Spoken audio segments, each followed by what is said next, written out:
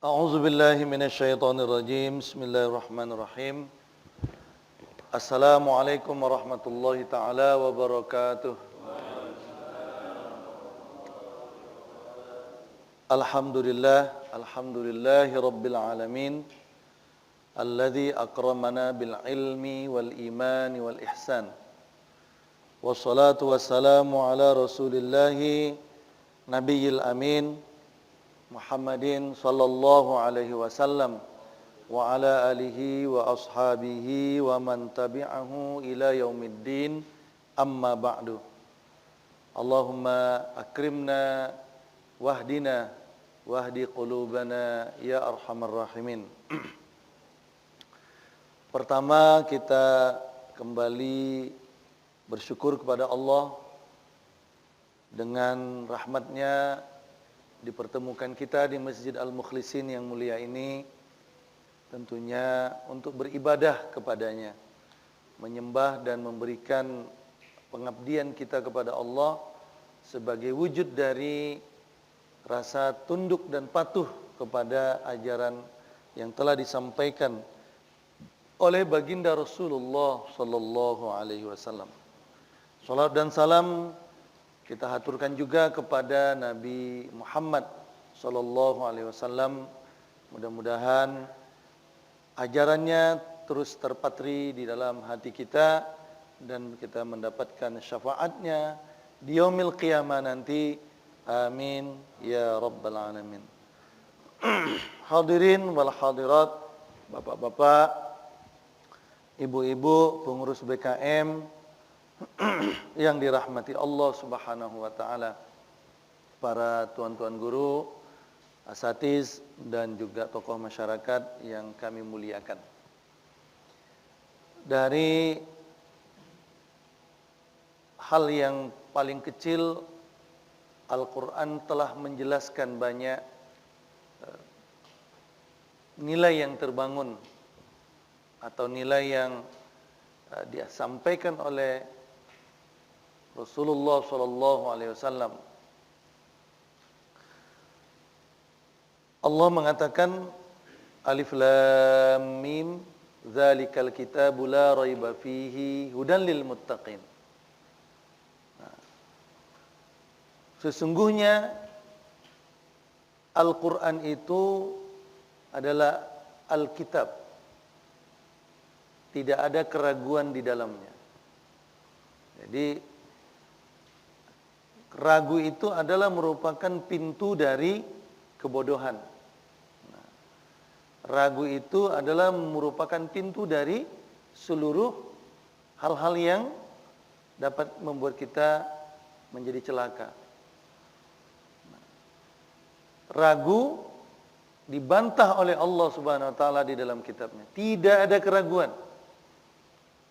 Hudal lil muttaqin, menjadi petunjuk bagi orang-orang yang bertakwa. Nah, di dalam Al-Qur'an banyak petunjuk bagi kita.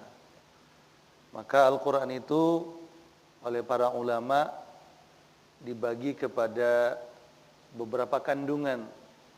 Ada yang sifatnya akidah, ya. Ada yang terkait dengan tata cara beribadah, kemudian muamalah, ya, bergaul, hukum dagang, hukum pinjam meminjam, jual beli. Kemudian Allah juga menjelaskan di dalamnya hukum tentang perkawinan. Juga tidak kalah pentingnya adalah tentang qisas, ya, tentang kisah-kisah inspiratif yang penuh dengan pesan-pesan yang disampaikan oleh Allah kepada makhluk, kepada kita umat Islam melalui kisah-kisah yang kisah ini bukan dongeng, tapi real terjadi dan bisa menjadi bahan atau menjadi tambahan ilmu untuk menguatkan nutrisi iman kita kepada Allah Subhanahu wa taala. Nah, Bapak Ibu sekalian, orang-orang tua kami yang dimuliakan, Saya pagi ini ingin berkisah. Karena kisah itu adalah merupakan suatu nilai yang dapat melembutkan jiwa, meluaskan pikiran, dan menambah nutrisi iman. Jadi bapak-bapak yang punya anak kecil atau punya cucu, itu anaknya paling suka mendengar kisah. Ya, terutama yang SD ke bawah umurnya. Kisah-kisah tersebut akan membuat mereka menjadi tenang. Yang awalnya lasa, tapi begitu kita ajak dia berkisah, mendengar kisah-kisah, dia menjadi ingin tahu. Ya. Apalagi kisah-kisah itu ada dialog-dialognya. Kemudian antara dialog itu kita berikan pemahaman. Nah, demikianlah Allah Subhanahu wa taala mengajarkan kepada kita banyak kisah. Ya. Ada kisah tentang as-siqah billah. As-siqah billah itu percaya kepada Allah. Ini penting.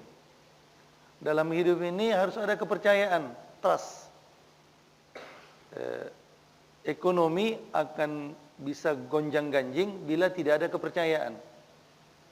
Pasar saham itu bisa anjlok bila tidak ada kepercayaan. Nah, demikian juga dalam hidup kita. Yang paling kecil kita dalam keluarga harus ada rasa saling percaya.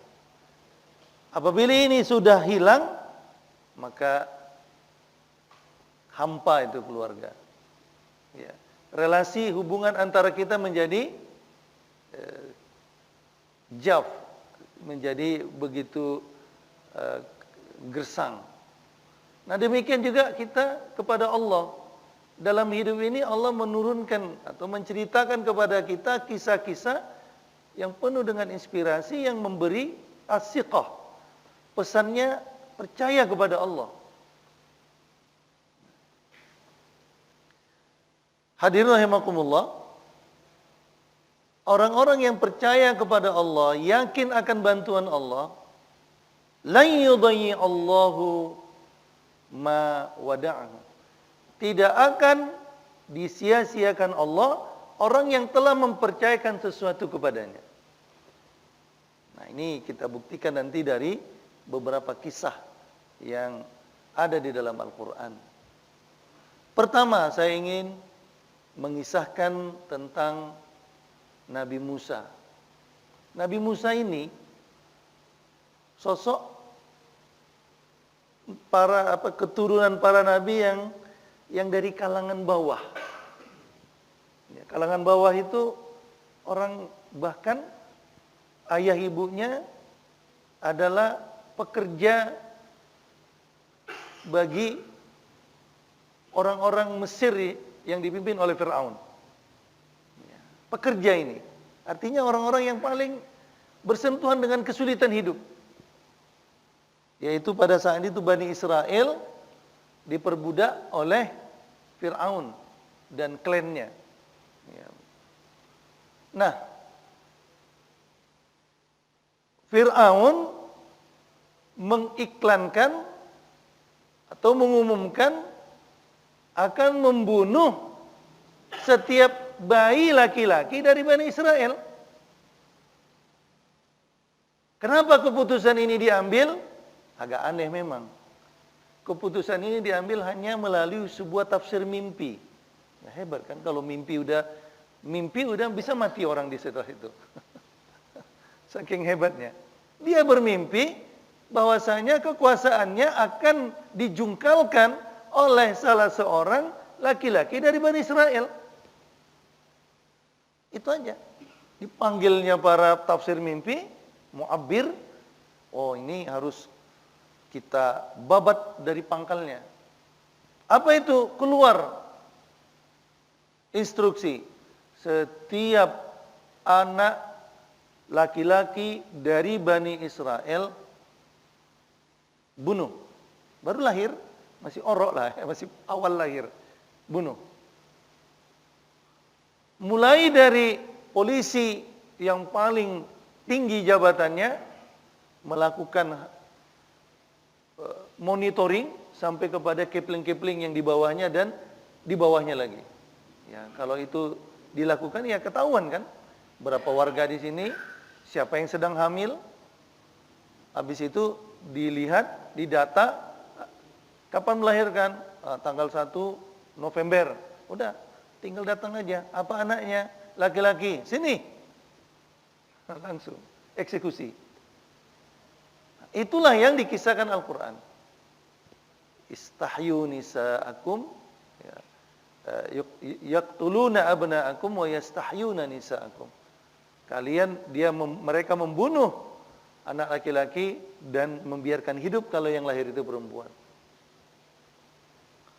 Saat-saat itu beberapa tahun kemudian Nabi Musa akan lahir. Hadir rahimakumullah, Nabi Musa lahir pada tahun di mana Fir'aun sedang gencar-gencarnya melakukan kampanye pembunuhan. Bapak Ibu bisa bayangkan betapa risaunya bunda Musa pada saat itu. Begitu lahir laki-laki, kebetulan dia berada di ujung kampung, dia pun sudah mulai menanya beberapa rahib, apa yang menjadi solusi agar anak saya ini selamat. Iya. Jadi bunda Nabi Musa percaya kepada Allah. Dia berdoa, ya Allah, anakku ini aku serahkan kepadamu. Aku percayakan kepadamu. Karena tidak ada yang dapat menyelamatkan kami, orang-orang yang lemah ini, kecuali Engkau. Nah, begitu dia tanya para tokoh masyarakat yang ada di sekitarnya, mereka menggelengkan kepala. Nggak ada solusi. Serahkan aja lah udah, Bu. Kita ini orang lemah, tak berdaya, penduduk pinggiran. Apalagi kastanya, kasta Buddha. Ya kan itu. Apalah yang bisa kita buat? Kita aja pagi kerja sampai sore di ladang-ladang tebu milik Fir'aun. Udahlah, Bu. Serahkan aja lah. Tapi Bunda Musa orang yang solehah, tidak menyerah begitu aja. Dia terus mencari apa solusi buat anak saya. Berdoa, ya Allah, kasih jalan keluar. Ini anak adalah titipanmu. Engkau yang ngasih nyawa, engkau yang membesarkannya. Saya hanya sebagai alat, sarana untuk lahirnya anak ini. Turun Jibril. Wa awhayna ila ummi Musa. Kami wahyukan kepada bunda Nabi Musa. Datang Jibril. Wahai bunda. Nah, apa itu? Perintah. Hanyutkan anakmu di sungai Nil. Nah, ini suatu dilema pula. Menghanyutkan anak kecil di sungai, di mana sungai itu penuh dengan bahaya. Kan ada namanya binatang, kuda Nil namanya, ada di dalam sungai kan. Habis buaya, ular, anak kecil. Masya Allah. Tapi begitu perintah Allah, iya, itu perintah Allah. Udah, kalau itu perintah Allah, saya yakin. Bapak Ibu sekalian,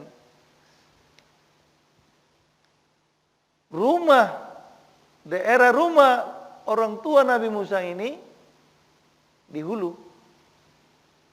Istana Fir'aun di bawahnya, berarti dihanyutkan dari hulu ke hilir. Nah, inilah kisah inspirasi ini dapat memberikan kepada kita bahwasanya Allah itu memberikan jalan keluar terhadap suatu masalah sampai pada derajat yang enggak masuk akal. Tidak masuk akal. Itulah derajatnya itu. Tapi karena ibunda Musa ini siqah, percaya kepada Allah, sudahlah, saya relakan, saya ikhlaskan. Dibuatnya satu tabut, kotak, yang sederhana, diletakkannya kain, atau apalah, lalang-lalang di bawahnya, supaya agak lembut sedikit, atau kapas-kapas, diletakkannya Nabi Musa situ.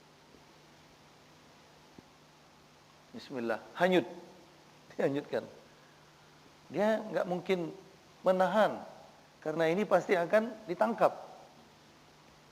Namun seorang ibu, tetap seorang ibu, ingin tahu anaknya ini kemana ujungnya. Apakah selamat diambil seseorang, ataukah tewas tenggelam, atau dimakan oleh binatang yang kita sebutkan tadi. Dia pesan kepada kakak Musa, wahai kakak, qussihi, ikuti dia. Nah, ini adalah di dalam surah Thaha, adalah surah Al-Anbiya. Lihat nanti itu. Surahnya ini banyak sekali. Lihat, ikuti. Bapak Ibu sekalian rahimakumullah, berjalan, air kan berjalan ke bawah dia, turun. Kakak Musa lihat dari jauh, tengoknya adiknya, tengoknya, oh masih ada, jalan lagi. Air sungai Nil itu nggak pala kencang kali, lambat dia, melandai. Karena sungainya rata-rata agak landai lah gitu. Tidak seperti sungai kita yang kencang airnya. Sungai Nil itu tahu Bapak? Di Mesir. Itu sungai terpanjang. Mulai dari Uganda, setengah benua Afrika panjangnya. Nah, mulai dari Uganda, Ethiopia, Sudan, Mesir, baru ke Laut Tengah. Nah, Bapak Ibu sekalian rahimakumullah, ternyata bayi Fir'aun dan kotaknya ini mengalir, ikut aliran air. Begitu udah dekat dengan pemandian istri Fir'aun dan keluarganya, membelok kotak ini ke kiri.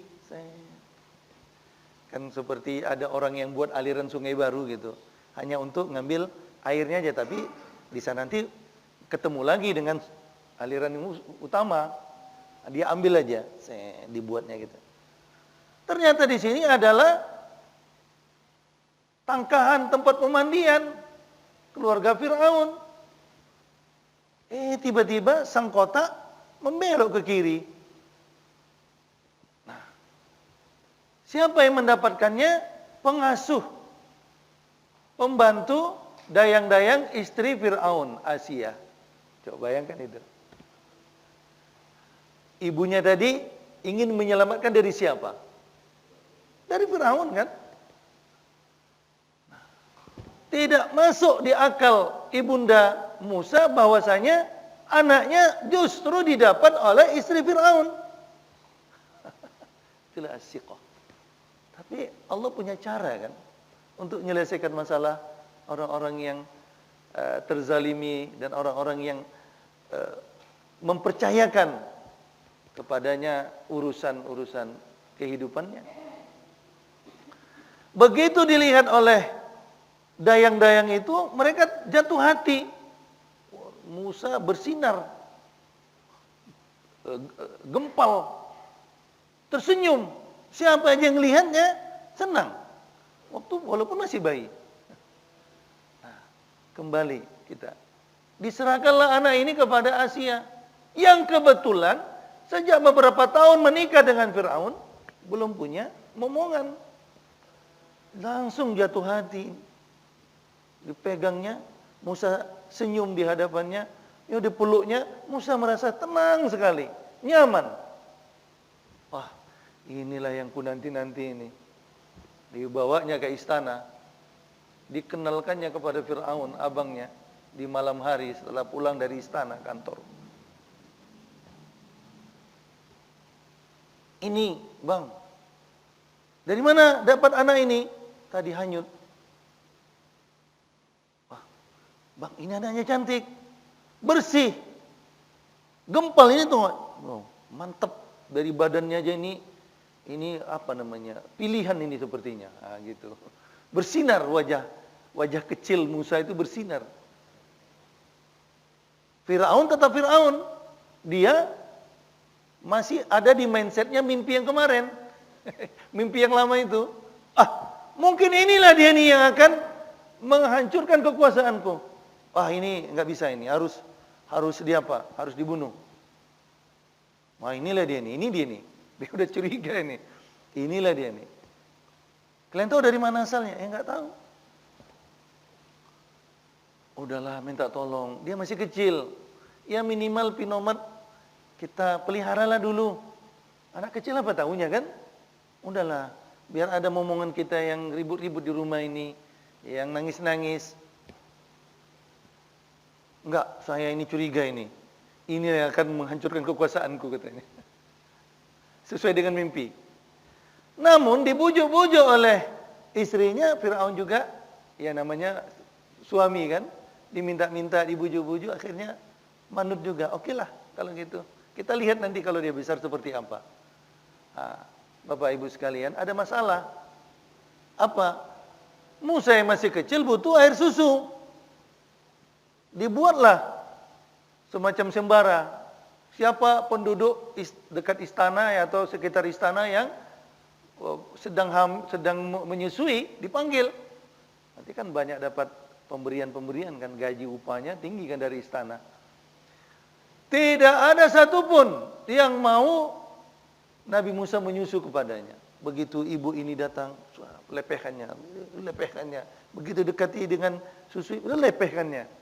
Bingunglah ini, gimana ini? Sementara ini udah jatuh hati nih. Ini mau jadi anak, gimana caranya? Menangis-nangis terus. Skenario Allah. Kakaknya kan ada tadi kan? Udah.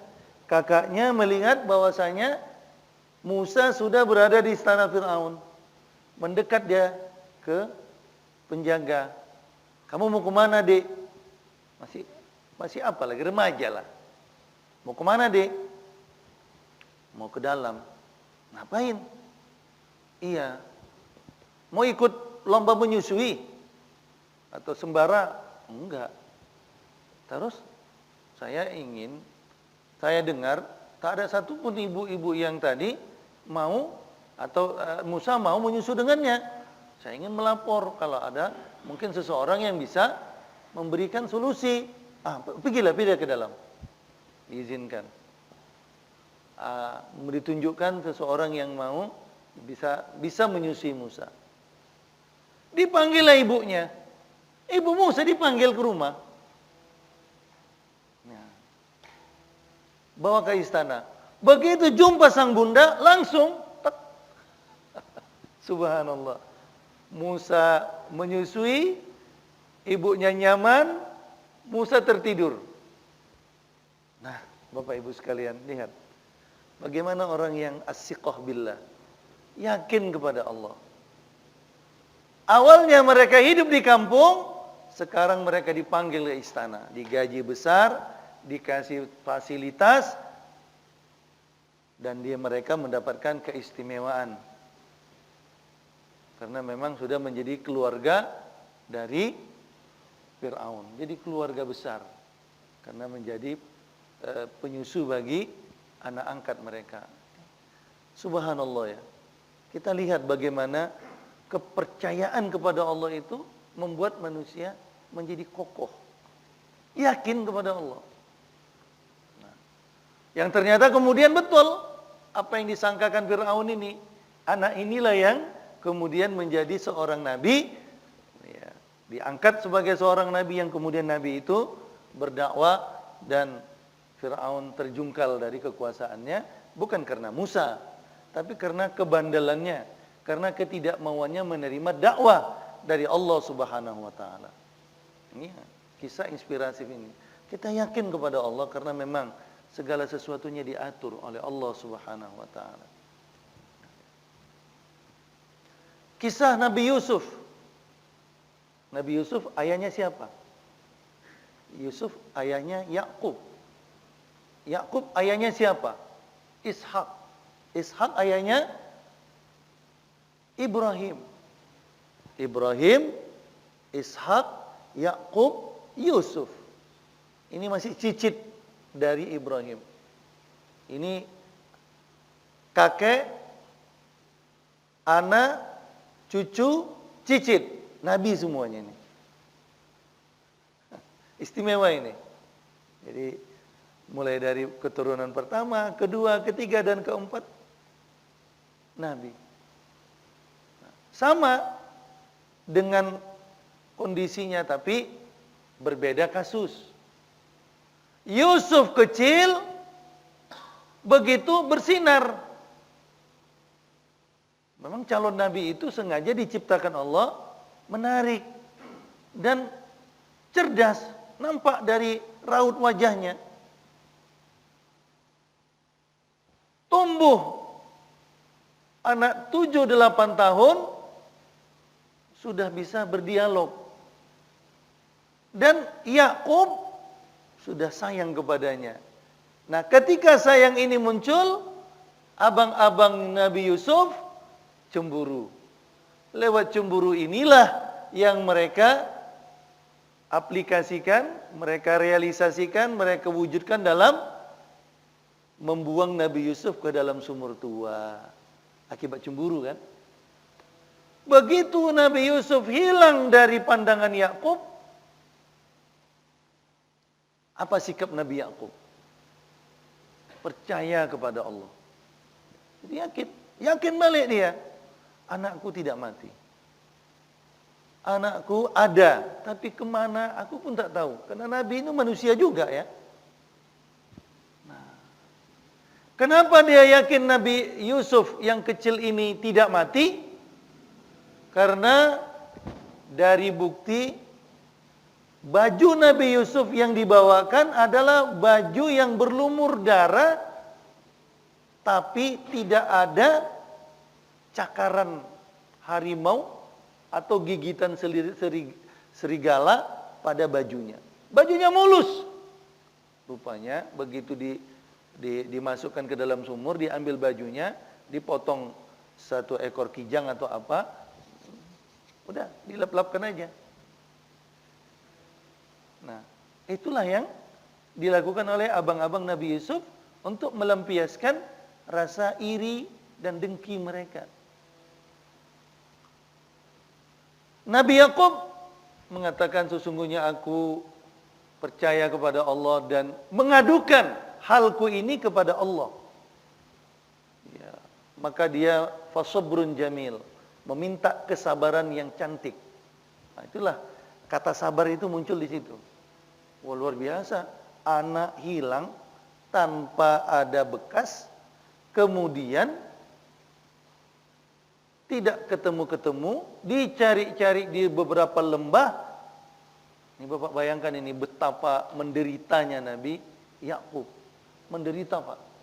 Dia tahu ini calon Nabi. Kalau mungkin anak-anak yang biasa mungkin ada gantinya. Ini kalau calon Nabi mana ada gantinya?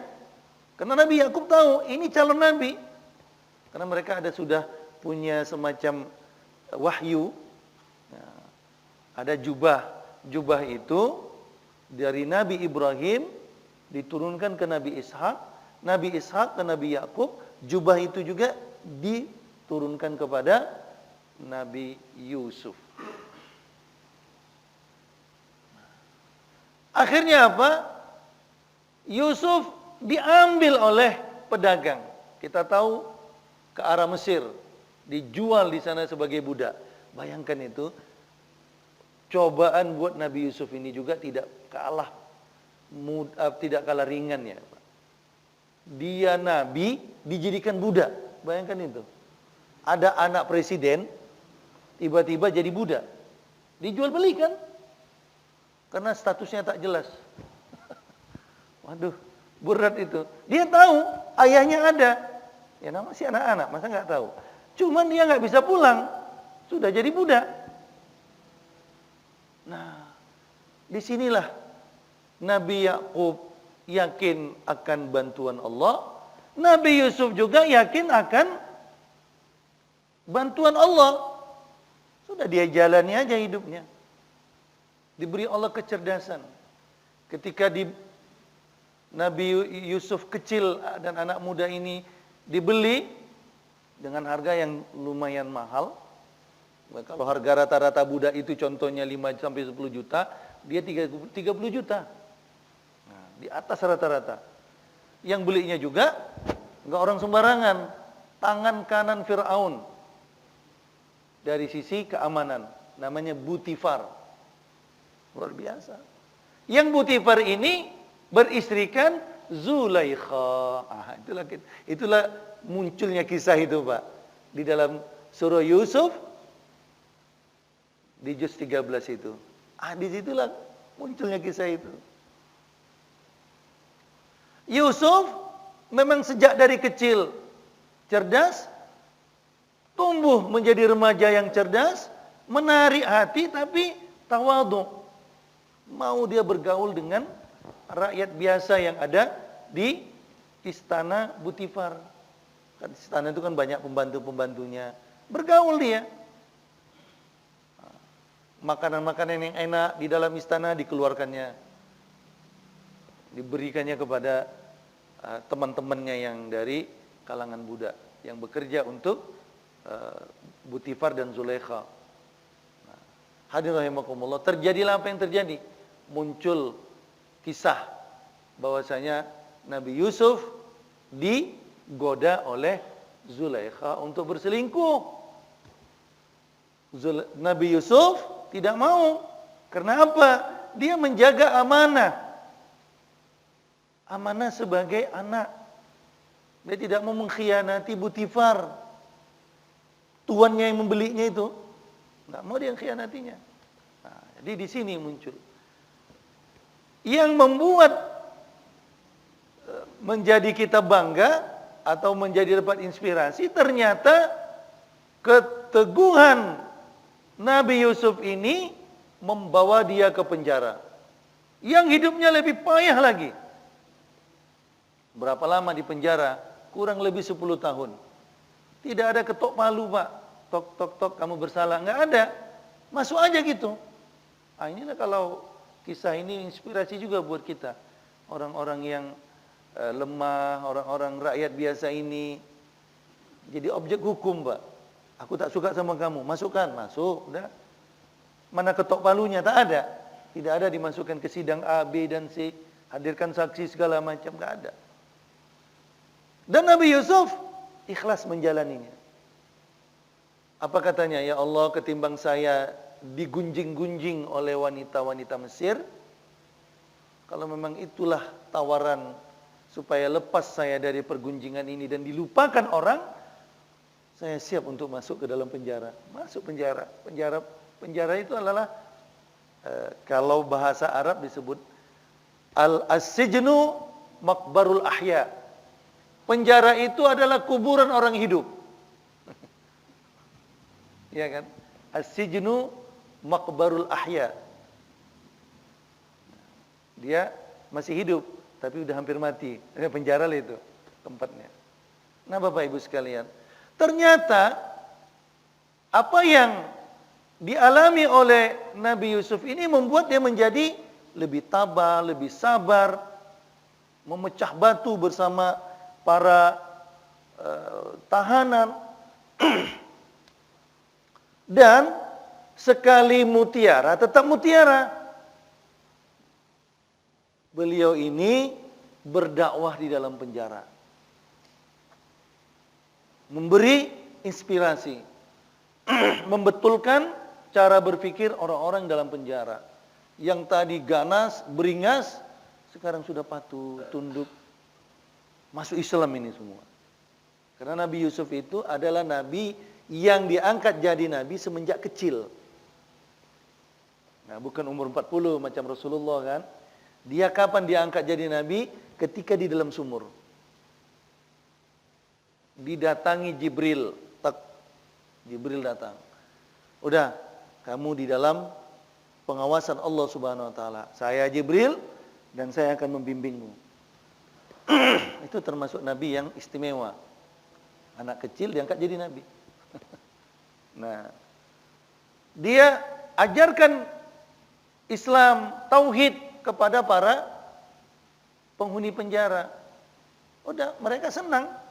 Ya, makan bersama, bersihkan penjara bersama, semangat untuk memberikan pengabdiannya walaupun dihukum, tetap melaksanakan memecah batu segala macam.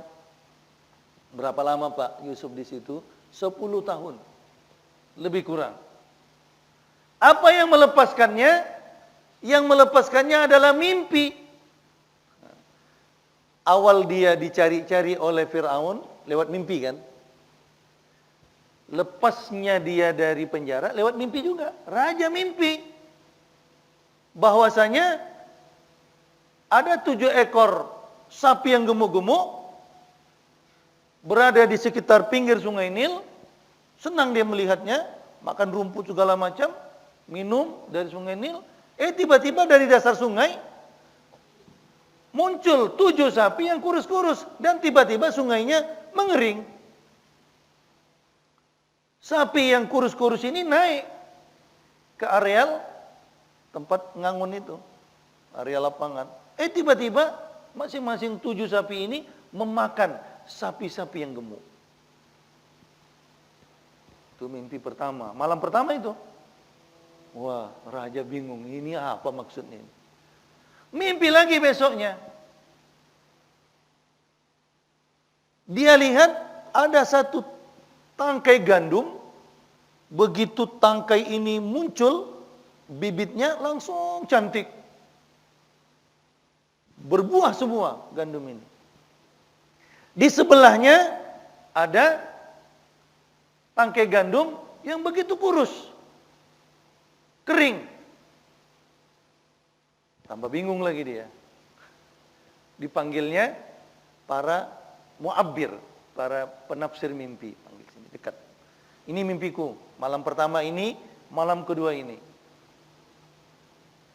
Kalian carikan tafsirnya.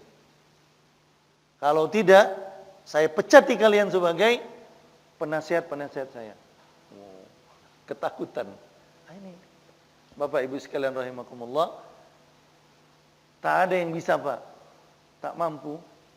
Nah, arahnya kembali kepada Nabi Yusuf. Nah, itulah hebatnya Allah itu kan. Nah, arahnya kembali kepada Nabi Yusuf. Ada tangan kanan raja ini yang dibebaskan dari penjara, yang tadi sudah mendapatkan dakwah Nabi Yusuf. Nah, lupa dia pesan Nabi Yusuf bahwasanya tolong ceritakan kepada rajamu, saya ini dizalimi. Tolong dibebaskan. Lupa bapak ini yang menjadi pelayan utama raja ini menceritakan hal Nabi Yusuf. Teringat dia mimpi itu, baru ingat dia. Oh, ini ada seseorang yang mampu untuk menafsir mimpi ini. Diceritakan kepada raja, diangkatlah Nabi Yusuf dari kalau nggak salah ya, dari penjara untuk bertemu raja. Oh, udah begitu diangkat dia, dikeluarkan dari penjara, ketemu dengan raja. Ya, Nabi Yusuf kan cerdas. Nampak dari sisi wajah segala macam. Begitu dia tafsirkan mimpi tersebut, langsung clear.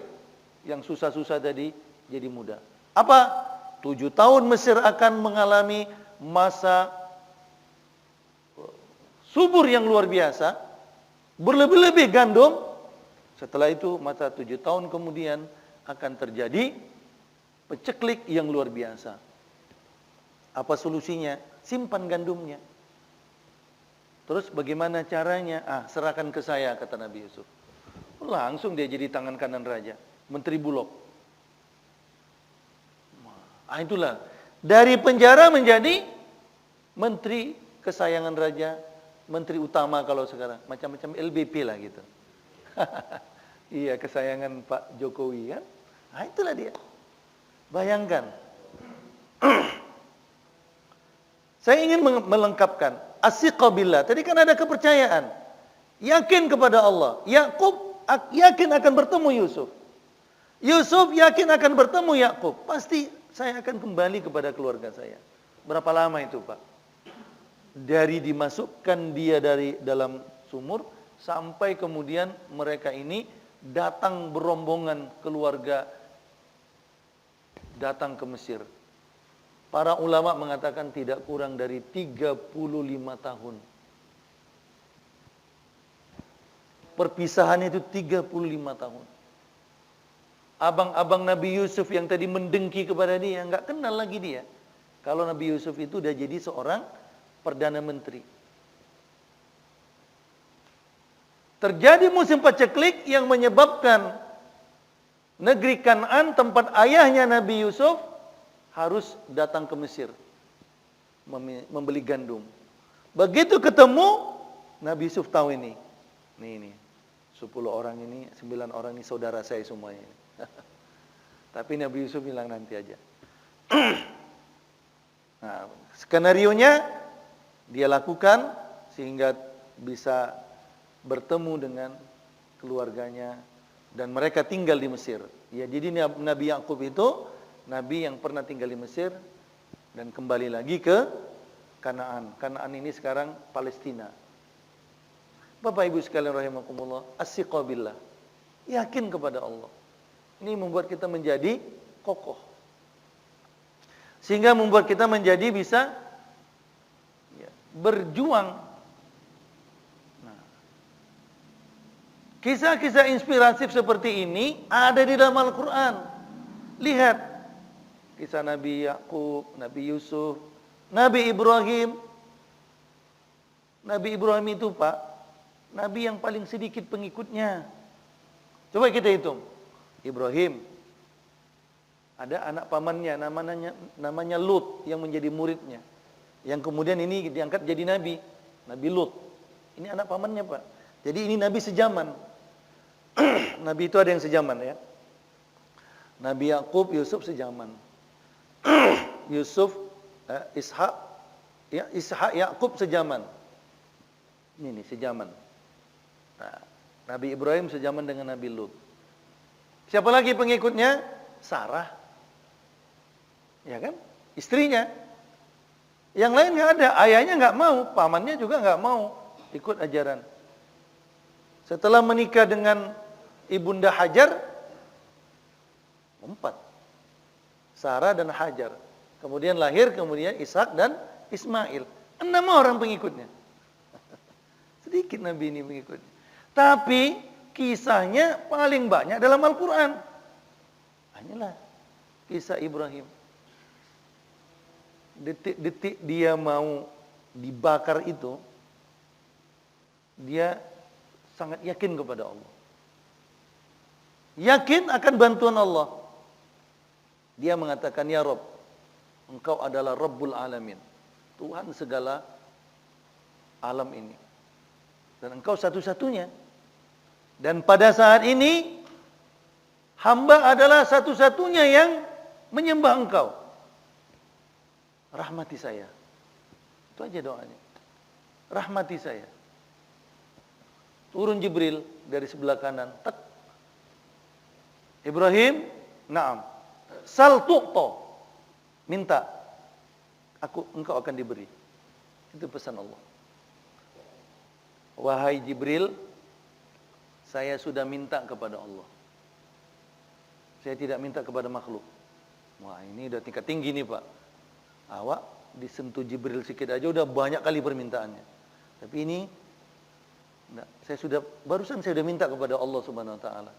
Saya tidak minta kepada makhluk. Oh, paham. Langsung Jibril pergi. Begitu dia dilemparkan, apa jawaban Allah? Ya narukuni bardan wa salaman ala Ibrahim. Itu Allah yang jawab langsung. Nah, itu doa kita diterima Allah. Itu buktinya Nabi Ibrahim yang terdesak tadi, wahai api dingin. Nah, Ibrahim selamat. Tak ada satupun yang cedera dari tubuhnya. Satu kulit pun gak ada yang melepuh. Kukunya gak ada yang melepuh. Rambutnya nggak ada yang terbakar. Bulu romanya aman semua. Subhanallah. Api yang menjilat-jilat, saking besarnya Pak, mereka tidak bisa lagi masukkan begini. Tidak bisa mencampakkan lagi, besarnya kayu yang dikumpulkan. Dia harus dilempar pakai alat panah gitu ya. Tuh. Subhanallah. Nah ini dia. Jadi yakin kepada Allah akan membuat hidup ini menjadi ada solusinya. Seperti yakinnya para nabi kepada Allah yang begitu cobaan hebat. Kalau kita nggak pala-pala macam itu cobaannya Pak ya. Memang begitu hadis ada mengatakan asyaddul bala'i al-anbiya summal amsal fal amsal. Sehebat-hebat cobaan itu ada para tingkat nabi. Nah, memang dia tingkatnya tinggi, cobaannya juga tinggi. Kemudian di bawahnya dan di bawahnya dan di bawahnya. Ya, disesuaikan Allah dengan derajat imannya, derajat kekuatan fisik, mentalnya juga disesuaikan. Makanya kita enggak pala-pala kali cobaannya macam itu. Nah, Bapak Ibu sekalian rahimakumullah, inilah inspirasi pagi dari kisah-kisah yang dijelaskan oleh Al-Qur'an dan banyak lagi kisah-kisah yang lain. Insyaallah akan memberi penguatan pada iman kita. Begitu ini kisah Bapak bisa ramu dalam bahasa yang cantik, ceritakan kepada cucu kita, wah insyaallah dia itu diam aja. Oh ini hebat Nabi Ibrahim ya. Hebat Nabi Yusuf ya. Hebat Nabi Musa. Nah, gitu. Jadi kita masukkan kisah-kisah ini kepada anak-anak kita agar dia mengagumi sosok-sosok yang menjadi pemain utama di dalam Al-Qur'an ini. Itulah sosok para nabi, para rasul. Wallahu alam, demikian yang dapat saya sampaikan, semoga bermanfaat. Bila ada pertanyaan atau dialog, saya persilakan untuk ini. Terima kasih.